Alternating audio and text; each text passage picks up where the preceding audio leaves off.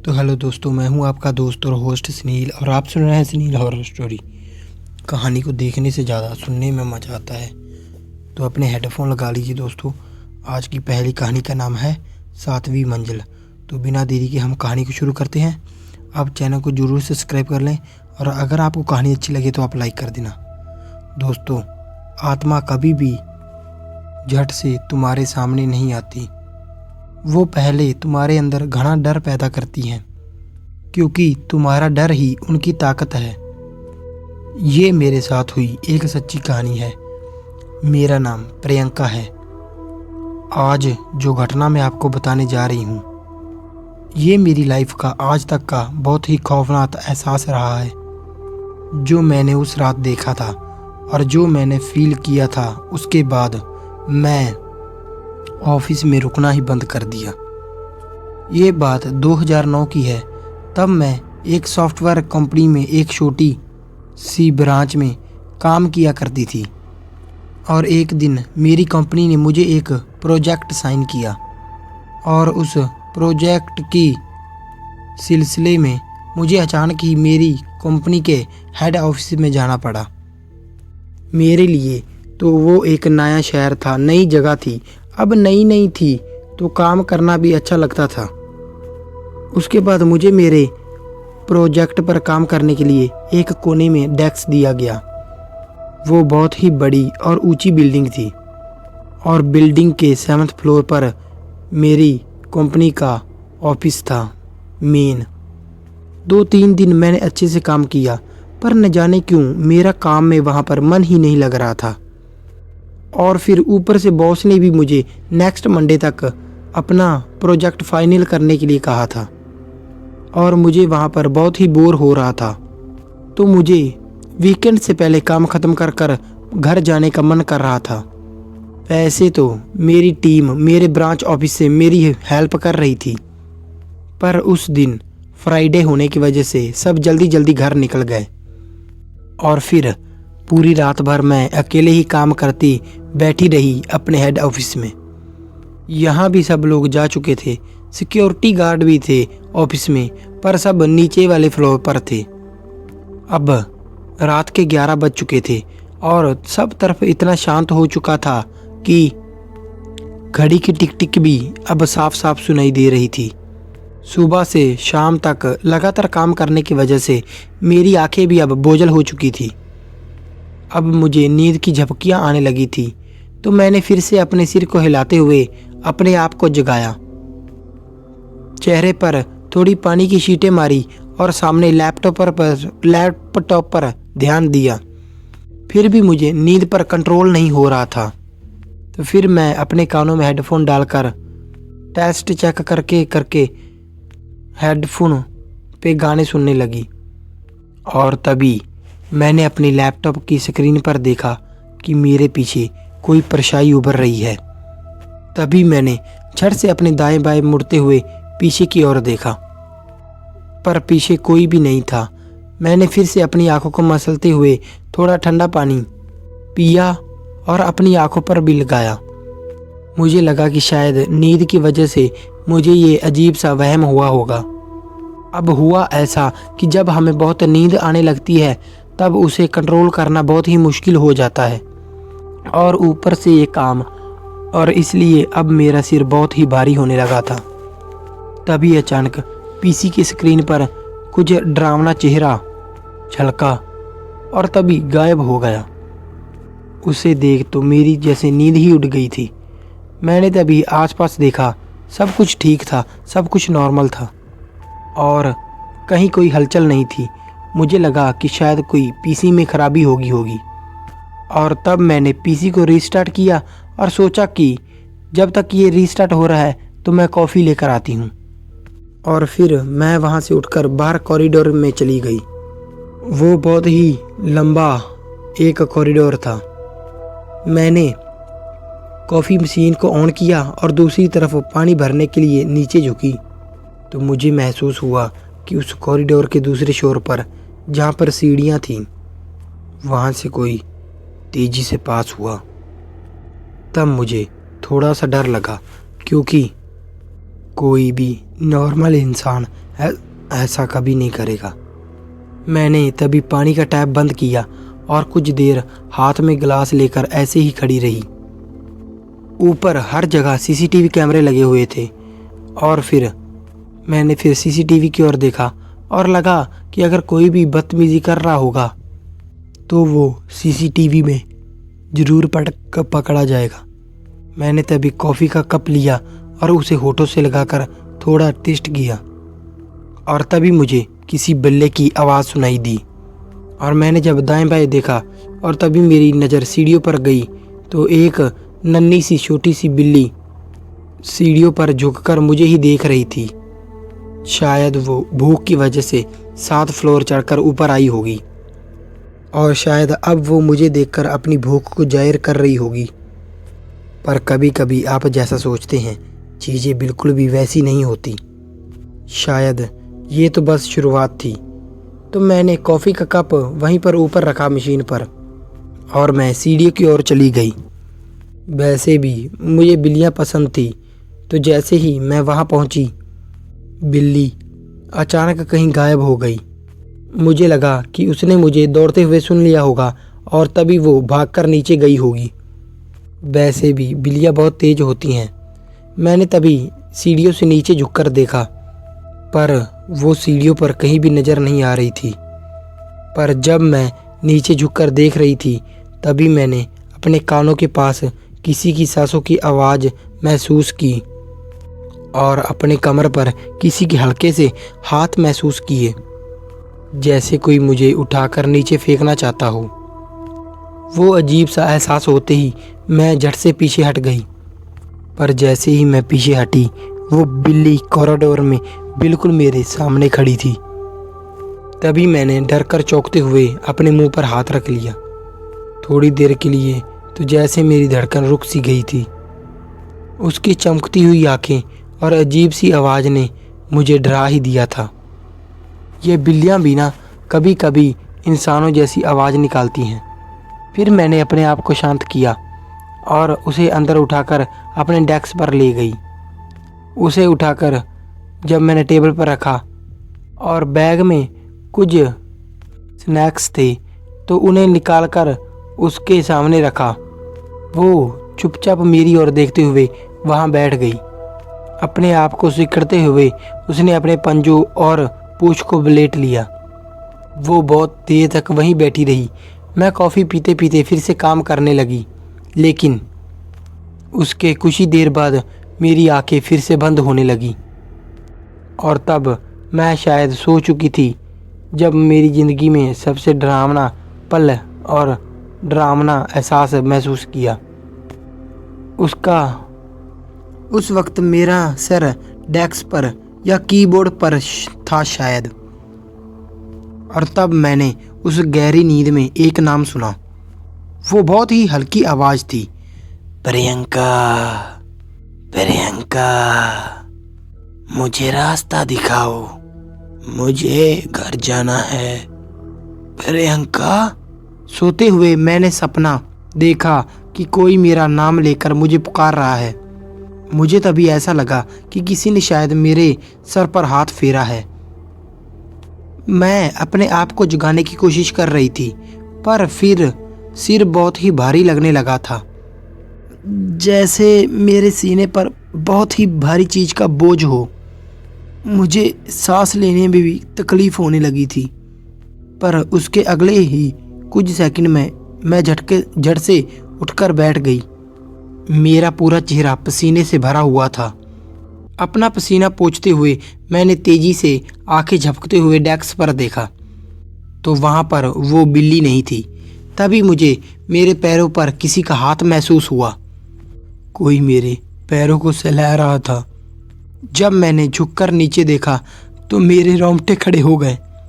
मेरे पूरे शरीर में ठंड सी भर गई। मेरे दांत टिकटिकाने लगे। मेरे डेस्क के नीचे एक लड़की बैठी हुई थी। अब मुझ में भी वहाँ से उठने की बिल्कुल भी ताकत नहीं थी। वो लड़की धीरे धीरे मेरे पैरों को सहला रही थी, पर मैं किसी पैरालाइज इंसान की तरह बैठी हुई थी।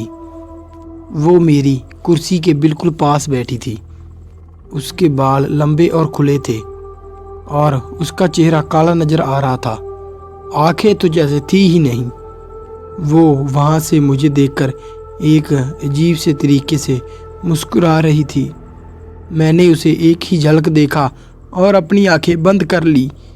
मेरे से गले से डर के मारे आवाज़ तक भी नहीं निकल रही थी और ना ही मैं डर के मारे कुछ कर सकती थी।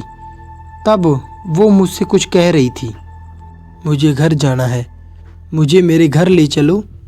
मुझे अब पक्का यकीन हो गया था कि आज मेरी मौत तय है, क्योंकि ये कोई इंसान नहीं बल्कि भूत है। मैं पता नहीं क्यों उसे अंदर से महसूस कर सकती थी। मेरी तबीयत अब ख़राब होने लगी थी, बदन भी पूरा पसीनो पसीन हो गया था। कुछ देर बाद वो एहसास अपने आप ही बंद हो गया और तब मुझे ऐसा लगने लगा कि जैसे मेरा पूरा बदन एकदम से किसी फोर्स या किसी ताकत से छूट गया हो। और तब मैंने अपनी आंखें खोलकर देखा, तब वो लड़की वहाँ नहीं थी। मैं झट से वहाँ से भागकर बाहर चली गई। जब मैं लिफ्ट के पास खड़ी थी तो मैंने देखा कि वो बिल्ली सीढ़ियों के पास खड़ी नीचे उतरने वाली थी और वो मुझे ही देख रही थी। मैंने डर के मारे ज़ोर ज़ोर से लिफ्ट का बटन दबाया। कुछ ही सेकंड में लिफ्ट आई और मैं नीचे सिक्योरिटी के पास चली गई। तब मैंने सिक्योरिटी गार्ड को बताया कि मैंने ऊपर 7th फ्लोर पर कुछ अजीब सा महसूस किया है। वहाँ कोई था जो यहाँ वहाँ घूम रहा था और वो कोई लड़की थी शायद, जो ऑफिस के अंदर भी आई थी। तो उन्होंने कहा कि उनके सामने से तो ऊपर कोई भी नहीं गया, क्योंकि सिक्योरिटी हर 1 घंटे बाद ऊपर जाकर चेक करती है और ऊपर से सीसीटीवी में भी कोई भी अजीब हरकत दिखाई नहीं दी। तो मैंने उन्हें 7th फ्लोर का सीसीटीवी फुटेज दिखाने को कहा। तो उन्होंने मुझे सीसीटीवी का फुटेज रिवाइंड कर दिखाया। तो मेरे तो जैसे होश ही उड़ गए। वहाँ पर ना तो कोई बिल्ली थी और ना ही कोई औरत थी। बस मैं अकेली ही वहाँ पर दिखाई दे रही थी और मेरा होना ऐसे दिखाई दे रहा था जैसे मैं अपने हाथों में हवा को उठाकर अपने ऑफिस में चली गई थी। तब वहाँ पर एक थोड़े से बुजुर्ग इंसान भी बैठे हुए थे। वो भी शायद वहाँ की सिक्योरिटी में काम कर रहे थे। तो उन्होंने मुझसे कहा, बेटा आप इस बात पर यकीन करती हो या ना हो, पर जब भी एक इंसान की मौत होती है तो अगले 10 दिनों तक उसकी आत्मा वहीं भटकती रहती है जहाँ उसकी मौत हुई थी। तो मैंने उनसे पूछा, मतलब आप कहना क्या चाहते हो? तो उन्होंने मुझसे कहा, मतलब बेटा पिछले हफ्ते ही एक लड़की की 7th फ्लोर पर नीचे गिरकर मौत हो गई है। हो सकता है कि जो भी तुमने महसूस किया वो उसी की आत्मा हो जो अपने शरीर को ढूंढ रही हो। मैं तो बस उनकी चुपचाप बातें सुन रही थी, पर मैं तब एक बात को समझ गई थी, ये चीज़ें होती ही ऐसी हैं। ज़रूरी नहीं जो तुम्हें दिखाई दे वो किसी और को भी दिखाई दे।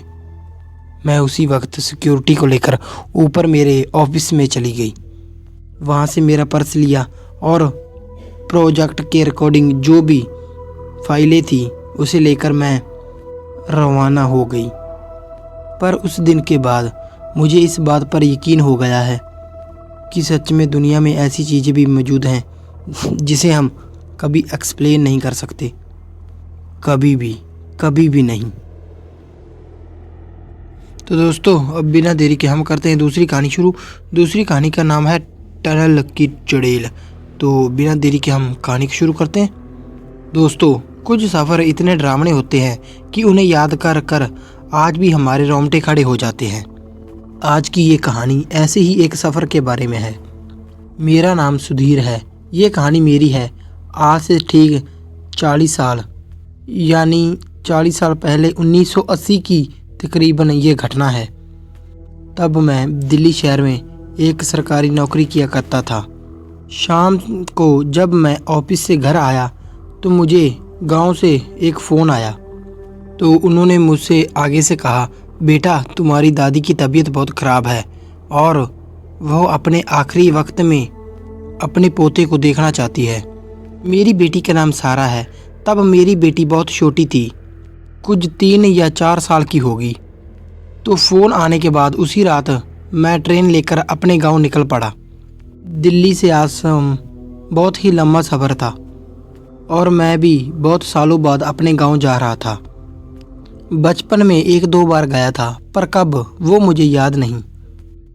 अब जैसे जैसे ट्रेन आगे बढ़ती जा रही थी, ट्रेन में सफ़र कर रहे लोग एक एक कर अपने अपने स्टेशन पर उतरते चले जा रहे थे और अब ट्रेन में भी बहुत ही कम लोग बचे थे। मैं और मेरी बेटी सारा, हम दोनों एक अलग कोच में बैठे थे। कुछ 20 या 22 घंटे गुजर गए। दूसरे दिन का सफ़र शुरू हुआ। तब बीच में ही कहीं ट्रेन 1-आध घंटे के लिए एक स्टेशन पर रुकी। शायद टीसी ड्राइवर सब चेंज हो रहे थे और फिर ट्रेन दोबारा से चल पड़ी और जो नए टीसी आए थे वो फिर एक बार टिकट वगैरह चेक करने के लिए बोगी में घूमने लगे। ऐसे ही कुछ ही देर में हमारे कंपार्टमेंट में एक टीसी आया। उसने हमारे से हमारी टिकट मांगी। बेटी सारा और मेरी टिकट चेक करते हुए उसने मुझसे कहा, यहाँ से कुछ 1-आधे घंटे बाद एक बहुत बड़ी सुरंग से होकर ये ट्रेन गुजरेगी। सुरंग के अंदर जाने से पहले ट्रेन 2 बार हॉर्न देगी और कुछ देर के लिए ट्रेन की सभी लाइटें को बंद किया जाएगा। पर हॉर्न सुनते ही आप अपने कंपार्टमेंट की सारी खिड़कियां बंद कर लेना। तो मैंने उससे पूछा कि ऐसा क्यों? मेरे सवाल को सुनकर टीसी ने मुझे कुछ देर के लिए घूर कर देखा और उतनी ही गंभीरता से कहा, भूतों में चुड़ैलों में विश्वास रखते हो? तो मैंने कहा, अभी तक तो नहीं। तभी टीसी ने टिकट मेरे हाथ में थमाते हुए कहा, खिड़कियां खुली रखोगे तो टनल से गुजरने के बाद शायद करने लगोगे। तभी मेरी बेटी ने मुझसे पूछा, पापा ये भूत चुड़ैल क्या होता है? असल में मैंने अपनी बेटी को आज तक ऐसी चीज़ों में कभी बताया ही नहीं था। उसे मैंने आज तक कभी भी किसी की भी चीज़ को लेकर डराया नहीं था। तो मैं शांत बैठा रहा। तो और तभी टीसी ने मेरी तरफ देखते हुए मेरी बेटी सारा के सिर पर अपना हाथ रखते हुए कहा, कुछ नहीं बेटा, ऐसा समझो कि ये बहुत ही बुरे लोग होते हैं। टीसी के उस जवाब के बाद मैंने भी बेटी को अलग सवाल का जवाब देना ठीक नहीं समझा और कोई जवाब देना, इसलिए मैं चुप हो गया।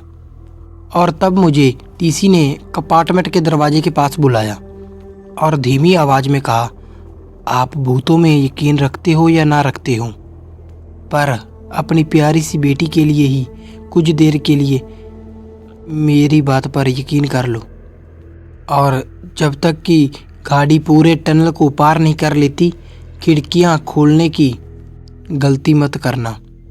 मैंने अपनी गर्दन हाँ में हिलाते हुए और हल्का सा मुस्कुराते हुए टीसी की बात में हामी भर दी। कुछ देर बाद जब टीसी ने जैसा ही कहा था बिल्कुल वैसे ही मुझे ट्रेन के 2 बार हॉर्न सुनाई दिए। मैंने झट से सारे कंपार्टमेंट की अपनी खिड़कियां बंद करना शुरू कर दिया। फिर मेरी बेटी ने अचानक से मुझसे पूछा, पापा आप खिड़कियां क्यों बंद कर रहे हो?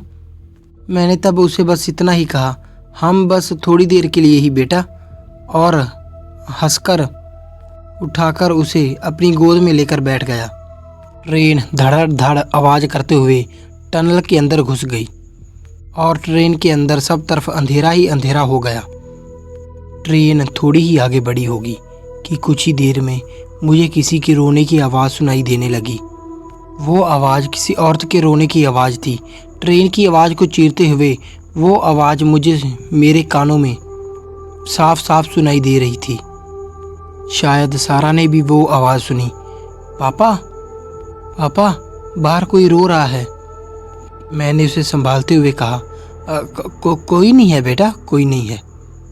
वो शायद टीसी इसी के बारे में ही कह रहा था, पर न जाने कैसे मेरी बेटी उस अंधेरे में मेरी गोद से उतर गई और उसने बाहर देखने के लिए कंपार्टमेंट की एक खिड़की खोल दी।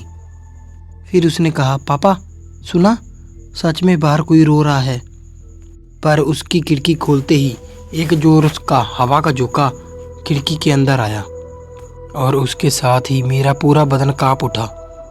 मैंने झट से उठकर फिर से उस खिड़की को बंद कर दिया और उस अंधेरे में अपनी बेटी को तलाशने लगा। सारा, सारा। उस वक्त मेरे हाथ में किसी का हाथ लगा, पर मुझे समझते देर नहीं लगी कि वो हाथ मेरी बेटी का नहीं है। वो हाथ किसी बड़े इंसान के जितना बड़ा हाथ था और थोड़ा चिपचिपा भी था। तभी मुझे अंधेरे में 2 आंखें दिखाई दी, 2 बड़ी बड़ी आंखें, और उसी वक्त मेरे हाथ को जैसे झटका सा लगा और मैं एकदम से पीछे की तरफ गिर गया। और तब मुझे किसी के सांसों की ज़ोर ज़ोर से आवाज़ सुनाई दी। वो आवाज़ बहुत ही डरावनी थी। उस आवाज़ को सुनते ही मेरी रूह कांप उठी, मेरी सांस जैसे रुक सी गई। अगले कुछ ही सेकंड में जब ट्रेन की लाइट चालू हुई तो मैंने देखा कि मेरे सामने एक बहुत ही डरावनी औरत बैठी हुई थी। उसका पूरा चेहरा काला था और आंखें बड़ी बड़ी और सफ़ेद थी। सर से लेकर पाँव तक पूरा बदन जख्मों से भरा हुआ था और उनसे खून निकल रहा था। हाथ पैर के कुछ जख्म सड़ चुके थे और सबसे अजीब और दिल दहला देने वाली बात ये थी कि मेरी बेटी सारा उसकी गोद में थी। एकदम शांत और चुपचाप मैंने डरते हुए कहा, कौन हो तुम? मेरी बेटी को कृपया छोड़ दो। और ऐसे कहते कहते ही मैंने अपना हाथ अपनी बेटी की ओर बढ़ाया। उस औरत ने अपनी गर्दन टेढ़ी करते हुए कहा, चले जाओ यहाँ से, ये मेरी बेटी है, मैं इसे लेने आई हूँ, मैं इसे अपने साथ ही लेकर जाऊंगी। उसकी आवाज़ इतनी डरावनी थी कि मेरा बदन थर थर कांपने लगा, पर फिर भी मैं डरते डरते थोड़ा और आगे बढ़ा और उससे कहा, नहीं, ये मेरी बेटी है। सारा, सारा बेटा, तुम ठीक तो हो ना? हाँ बेटा, मेरी बात का जवाब दो, कुछ तो जवाब दो। पर सारा ने मेरी बात का कोई भी जवाब नहीं दिया। वो कुछ भी बोल नहीं रही थी, या फिर शायद बोलने की हालत में नहीं थी। तभी उस चुड़ैल ने कहा, मेरी बेटी सो रही है। पर फिर भी हिम्मत कर मैंने सारा को हाथ लगाने की कोशिश की तो मुझे जैसे बहुत ज़ोर का बिजली का झटका सा लगा और मैं एक बार फिर पीछे की ओर गिर पड़ा। ये देखकर वो चुड़ैल ज़ोर ज़ोर से हंसने लगी। ये मेरी बेटी है और मैं इसे अपने साथ लेकर जाऊंगी। अब मेरी हालत ऐसी थी कि मैं अपनी जगह से हिल भी नहीं पा रहा था। मेरे हाथ पांव जैसे जम से गए थे। थोड़ा सा भी हिलने के लिए भारी ताकत लगानी पड़ रही थी। चिल्लाता तो शायद कोई आ भी जाता, पर चिल्लाने को मुंह से आवाज़ तक नहीं निकल रही थी। मैं बस ऐसे पड़ा हुआ था जैसे उस चुड़ैल ने मुझ पर कब्जा कर लिया हो। मेरी बेटी उसकी गोद में थी। मुझे बहुत ही डर लग रहा था, वो उसके साथ कुछ गलत न कर दे। मैं जोर लगाकर थोड़ा आगे उसकी खिसकने की कोशिश कर रहा था तो अचानक ही वो चुड़ैल उठकर खड़ी हो गई। तो उसने मेरी बेटी को अपने सीने से लगाकर उसका सिर अपने कंधे पर ले लिया और अगले ही पल वो उस कंपार्टमेंट से बाहर जाने वाली थी। और तभी मैंने पूरी ताकत के साथ अपने कांपते हुए हाथों के साथ उसका एक पैर पकड़ लिया, जो कि उल्टा था और सड़ा गला भी था। पर फिर भी मैं उसके पैर को पकड़े रहा और उसके चुड़ैल के सामने गिड़गिड़ाने लगा, प्लीज़ प्लीज़ मेरी बेटी को छोड़ दो। उसने तुम्हारा क्या बिगाड़ा है? बच्ची है, मासूम है वो। पर चुड़ैल ने बस अपनी गर्दन मेरी ओर घुमाई और अपनी बड़ी बड़ी सफ़ेद आंखों से मुझे घूरने लगी। उसने गुस्से में आकर अपने हाथ से मुझे खींचते हुए बोगी के एक दरवाजे तक ले गई और फिर मुझे पकड़कर ऊपर उठाया और फिर से एक बार मुझे पीछे फेंक दिया। वो मेरी बेटी को लेकर उस कंपार्टमेंट के दरवाजे के पास जाने लगी। शायद वो चुड़ैल मेरी बेटी के साथ उस चलती ट्रेन से कूदने वाली थी। अब मुझे बहुत दुख हुआ क्योंकि मैं चाहकर भी अपनी बेटी को बचा नहीं पा रहा था। मुझ में तो कुछ भी करने की ताकत ही नहीं थी। वो चुड़ैल आगे बढ़ ही रही थी कि तभी मैंने एक बार फिर से जोर से अपनी बेटी को पुकारा, सारा। मेरी पुकार सुनकर आखिरकार मेरी बेटी को कुछ होश आया और उसने पहले तो मेरी ओर देखा और फिर उस औरत को देखकर बड़ी मासूमियत से उसने कहा, उसने मुझे नहीं बल्कि उस चुड़ैल को मम्मा कहा था। मेरी बेटी की वो आवाज़ सुनकर वो चुड़ैल वहीं की वहीं रुक गई और तब मैंने देखा कि उसकी आंखें सामान्य से होकर आंसुओं से भर गई थी।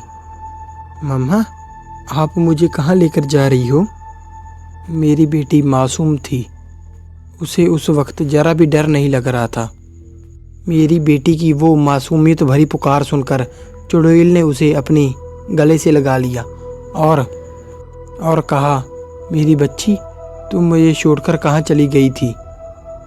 मैंने तुम्हें कितना ढूंढा पर तुम मुझे कहीं नहीं मिली। अब मुझे अंदर ही अंदर बहुत बुरा लग रहा था, पर वो देखकर मुझे अब और डर लगने लगा क्योंकि हो ना हो अब वो मेरी बच्ची को अपने साथ ज़रूर लेकर जाएगी। पर तभी सारा का ध्यान मेरी ओर आया। मम्मा, मम्मा, पापा क्यों रो रहे हैं? मुझे पापा के पास जाना है। और इतना कहते ही उस चुड़ैल की आंखें गुस्से से फिर सफ़ेद हो गई। चेहरा सुकड़ सा गया और उसने गुस्से से मेरी तरफ देखा। मैं अपने हाथों को पटकने की कोशिश कर रहा था, उसके सामने गिड़गड़ा रहा था, पर वो मेरी बेटी को छोड़ने को तैयार ही नहीं थी।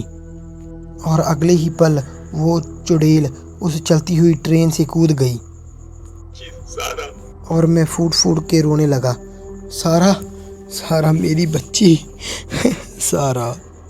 और तभी मुझे पीछे से एक आवाज़ आई, पापा, आप क्यों रो रहे हो? मैंने पीछे देखा तो मेरी बेटी मेरे पीछे ही खड़ी थी। मैंने उसे पकड़कर जोर से अपने गले लगाया। तो तुम ठीक तो हो ना मेरी बच्ची?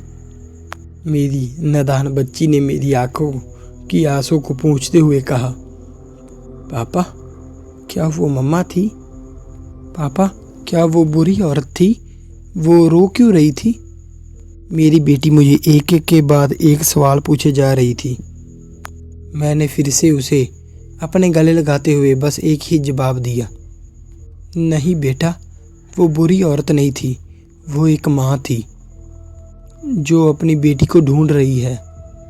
और शायद आज तूने उस माँ के अंदर फिर से ममता जगा दी है।